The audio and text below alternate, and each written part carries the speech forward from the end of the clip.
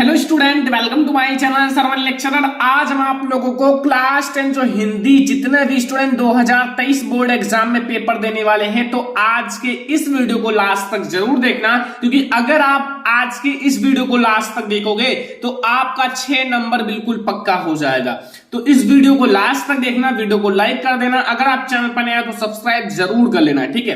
देखो, आज हम लोग क्लास 10 हिंदी का महत्वपूर्ण जीवन परिचय देखेंगे, ठीक है। और जितने भी आपके महत्वपूर्ण जीवन परिचय हैं वो बताऊंगा, और आपको बोर्ड एग्जाम में जीवन परिचय कैसे लिखना है ताकि आप लोग भी हिंदी में 95% मार्क्स ला सको।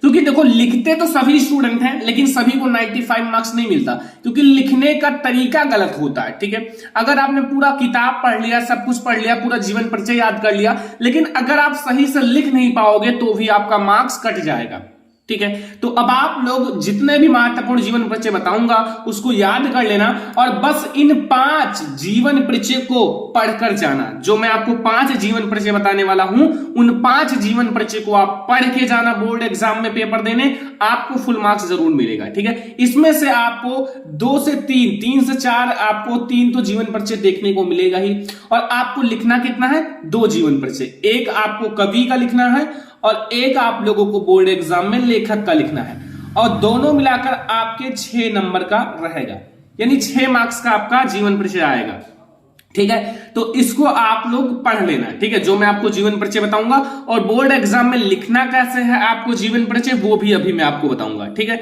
लेकिन इससे पहले मैं आपको जितने भी आपके इंपॉर्टेंट जीवन परिचय हैं बोर्ड एग्जाम के लिए उसको बता देता हूं, ठीक है। एक एक करके हम लोग देखेंगे। सबसे पहला जीवन परिचय जो कि सभी को पता होगा, वैसे तो नॉर्मली हर एक स्टूडेंट को पता है कि ये जीवन परिचय बहुत ही ज्यादा इंपॉर्टेंट है, और इससे ज्यादा जो हमारा दूसरा वाला जीवन परिचय है वो इंपॉर्टेंट है। ये हमारा कौन सा जीवन परिचय है? आचार्य रामचंद्र शुक्ल जी का, ठीक है। किसका है? आचार्य रामचंद्र शुक्ल जी का। देखो, जीवन परिचय का मेथड क्या होता है, जीवन परिचय लिखना कैसे है, देखो सबसे पहले समझना। अगर आपको जीवन परिचय याद करना है तो कोई भी कवि या लेखक है उनका जन्म याद कर लो, जन्म कब हुआ और कहां हुआ ये याद कर लो, ठीक है। जन्म कहां हुआ और कब हुआ, किस सन में हुआ, ये जानना जरूरी है, ठीक है। और उनकी जो मतलब थोड़ा सा प्रारंभिक शिक्षा याद कर लो, जो उनकी शिक्षा है प्रारंभिक उसको थोड़ा सा याद कर लो, ये सब लिखना जरूरी होता है जीवन परिचय में। और बीच में आप चाहे जो भर दो, फिर आप मृत्यु याद कर लो, ठीक है। मृत्यु, ये 3 इंपॉर्टेंट पॉइंट होते हैं, मतलब जीवन परिचय का मेन इंपॉर्टेंट पॉइंट यही होता है, ठीक है। लास्ट में तो आपको रचनाएं लिखना ही पड़ेगा, रचनाएं का भी 1 नंबर क्लास 10 में दिया जाता है। तो ये जीवन परिचय आप तैयार कर लेना। ये हमारा है आचार्य रामचंद्र शुक्ल जी का जीवन परिचय, जो बोर्ड एग्जाम के लिए मोस्ट इंपोर्टेंट है। ये हमारा पहला जीवन परिचय है, ठीक है। अब हम लोग देखेंगे दूसरा मोस्ट इंपोर्टेंट जीवन परिचय, ये और भी ज्यादा इंपॉर्टेंट है, और ये दोनों जीवन परिचय आपको बोर्ड एग्जाम में देखने को मिलेगा। ये दोनों हमारे गद्य खंड के हैं, और गद्य खंड से मैंने केवल 2 ही जीवन परिचय लिया है, ठीक है। जो बोर्ड एग्जाम में आएगा 100% वही मैंने जीवन परिचय लिया है, बोरिंग नहीं लगेगा, ठीक है। अगर आप ये 2 जीवन परिचय याद कर लोगे, अगर आप प्रीवियस पेपर, मॉडल पेपर कुछ भी उठा के देखोगे तो ये दोनों आपको जीवन परिचय पेपर में मिलेगा, क्योंकि ये दोनों जो है जीवन परिचय सबसे ज्यादा इंपॉर्टेंट है, और इनके जो गद्यांश हैं वो भी बहुत ज्यादा इंपॉर्टेंट है, बोर्ड एग्जाम में पूछा जाता है, ठीक है। तो अब आप लोग इन दोनों जीवन परिचय को याद कर लेना। अभी मैं आपको लिखकर भी समझा दूंगा कैसे बोर्ड एग्जाम में जीवन परिचय लिखना है, बस आपका पूरा क्लियर हो जाएगा, ठीक है। अब देखो, अगला जो जीवन परिचय तैयार कर लेना है वो है सूरदास जी का। किसका? सूरदास जी का। ये हमारे कवि हैं, ठीक है। अब कवि का जीवन परिचय इन सबको मैंने पढ़ाया भी है, अगर आप पढ़ना चाहते हो तो सर्च कर सकते हो, सूरदास का जीवन परिचय बाई सरवन लेक्चरर, जयशंकर प्रसाद जी का जीवन परिचय बाई सरवन लेक्चरर, ऐसे करके आप किसी का भी जीवन परिचय सर्च करोगे आपको मिल जाएगा, ठीक है। तो यहां आपको सूरदास जी का जीवन परिचय तैयार कर लेना है। सूरदास जी का जीवन परिचय बहुत ज्यादा आसान है, अगर आप थोड़ा सा अच्छे से पढ़ोगे जो मैंने पढ़ाया है तो आप लोगों को अच्छे से समझ में आ जाएगा, ठीक है। तो ये हमारा है सूरदास जी का जीवन परिचय, जो आपको तैयार करके जाना है बोर्ड एग्जामिनेशन में, ठीक है।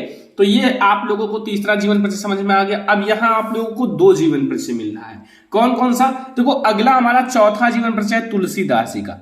देखो, तुलसीदास जी का जीवन परिचय भी बहुत ज्यादा इंपॉर्टेंट। देखो, वो मैंने वही जीवन परिचय लाया है जो बोर्ड एग्जाम के लिए सबसे ज्यादा इंपॉर्टेंट है। वैसे तो बहुत सारे जीवन परिचय आपको मिलेंगे, 10 से 12 जीवन परिचय, लेकिन उसमें से मैंने केवल 5 जीवन परिचय लिया है। 5 जीवन परिचय जो बोर्ड एग्जाम में 100% आने के चांस, मतलब आते हैं, वो आएंगे। अगर आप ये 5 जीवन परिचय याद कर लोगे तो ये 6 मार्क्स आपका कहीं नहीं जाएगा। ऐसे करके मैं आप लोगों को हिंदी का पूरा 70 में 70 नंबर क्लियर करा दूंगा। केवल आप लोग ऐसे ही तैयारी करते रहो, ठीक है। तो ये हमारा हो गया तुलसीदास जी का जीवन परिचय। अब हमारा आता है महादेवी वर्मा का जीवन परिचय। देखो महादेवी वर्मा का भी जीवन परिचय बहुत ज्यादा इंपॉर्टेंट है। कवि में आपको 3 जीवन परिचय याद करना है, लेखक में आपको 2 जीवन परिचय याद करना है। कुल मिला के 5 जीवन परिचय याद करना है और 5 जीवन परिचय आपको 6 नंबर देकर जाएगा, ठीक है। तो ये आपको समझ में आ गया। तो यहां से अभी आपको समझ में आया आपको कौन कौन सा जीवन परिचय याद करना है।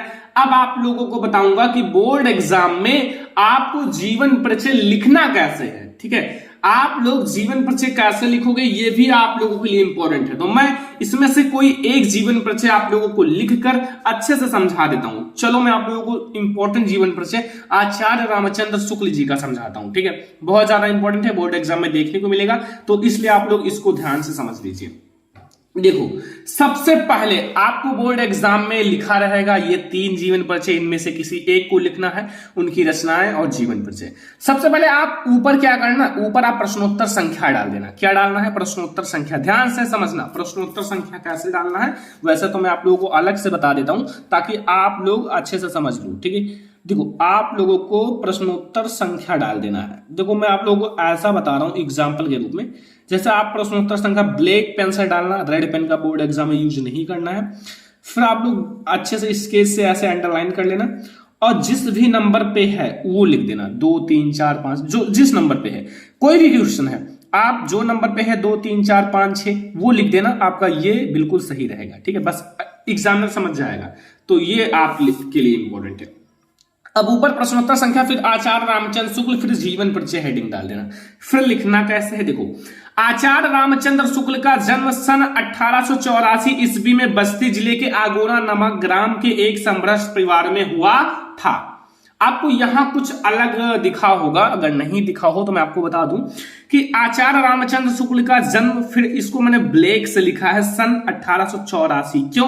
क्योंकि ये जो है ना मेन पॉइंट है जीवन परिचय का, सबसे मेन लाइन यही है, ठीक है। जन्म कब हुआ है और बस्ती जिले के आगोना नामक ग्राम में, ये भी आपका मेन है, कहां हुआ? आगोना नामक ग्राम में। तो इसको आपको ब्लैक से लिखना है ताकि जब एग्जामिनर आपके जीवन परिचय को देखे तो सबसे अलग दिखे। जब आपका जीवन परिचय सबसे अलग दिखेगा तभी आपको सबसे अलग नंबर मिलेगा, ठीक है। अगर आप उसी में पूरा एक जैसा लिख कर दे दोगे तो उसको सही से पता नहीं चलेगा, कहां जन्म लिखा है, कहां मृत्यु लिखा है, कहां हुआ जन्म, ये सब नहीं पता चलेगा। तो इसको आप हाईलाइट से ब्लैक से लिखना। ग्राम के एक साम्राज्य परिवार में हुआ था। इनके पिता का नाम चंद्रबली शुक्ल मिर्जापुर में कानूनगो थे। कौन थे? कानूनगो थे। और इनकी माता अत्यंत विदुषी और धार्मिक थी। जो इनकी माता थी वो अत्यंत विदुषी और धार्मिक थी। और इनकी जो प्रारंभिक शिक्षा दीक्षा, देखो प्रारंभिक शिक्षा जानना जरूरी है, ठीक है। प्रारंभिक शिक्षा एंड दीक्षा जो है अपने पिता के पास जिले के राज तहसील में हुई, ठीक है। कहां हुआ? अपने पिता के पास जिले के राज तहसील में हुई, ठीक है। एंड और इन्होंने मिशन स्कूल से 10वीं की परीक्षा उत्तीर्ण की। और आचार्य रामचंद्र शुक्ल जी जो मिशन स्कूल से 10वीं की परीक्षा उत्तीर्ण की है, ठीक है। इन्होंने मिशन स्कूल से 10वीं की परीक्षा उत्तीर्ण की। अब देखो गणित में कमजोर होने के कारण जो आचार्य रामचंद्र शुक्ल जी थे ये गणित में कमजोर थे। तो गणित में कमजोर होने के कारण आगे नहीं पढ़ सके, क्योंकि ये गणित में कमजोर थे, इसलिए ये आगे नहीं पढ़ सके। इन्होंने एफए की शिक्षा इलाहाबाद से ली थी। इन्होंने जो एफए की शिक्षा है वो इलाहाबाद से ली थी, मतलब जो इंटरमीडिएट है। किंतु परीक्षा से पहले विद्यालय छूट गया, मतलब परीक्षा से पहले विद्यालय छोड़ दिया।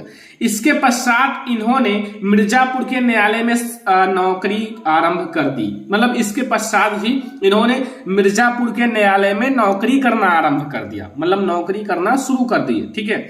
नौकरी करना आरंभ कर दिया। यह नौकरी इनके स्वभाव के अनुकूल नहीं था, मतलब इनके पसंद का नहीं था नौकरी, ठीक है। लेकिन फिर भी घर चलाने के लिए कर रहे थे, तो इनके स्वभाव के अनुकूल नहीं थी। अध्यापन का कार्य करते हुए इन्होंने अनेक कविता, निबंध, नाटक आदि की रचना की। बहुत सारी कहानी, कविता, निबंध, नाटक इन सब की रचना की। एंड इन्होंने 19 साल यानी कि 19 वर्ष तक काशी नगरी प्रचारणी पत्रिका का संपादन किया। तो इसको आपको ब्लैक से लिखना है क्योंकि ये इनकी पत्रिका है, काशी नगरी प्रचारणी पत्रिका, ठीक है। इसका संपादन किया। और श्याम सुंदर जी के अवकाश प्राप्त करने के बाद ये हिंदी विभाग के अध्यक्ष भी हो गए। जब श्याम सुंदर दास जी मतलब अवकाश लिए, मतलब छुट्टी लिए, तो ये क्या हो गए, हिंदी विभाग के अध्यक्ष भी हो गए। और हिंदी का यह दिग्गज साहित्यकार सन 1941 ईस्वी में स्वर्गवासी हो गया, ठीक है। 1884 में जन्म हुआ और 1941 में मृत्यु हो गया।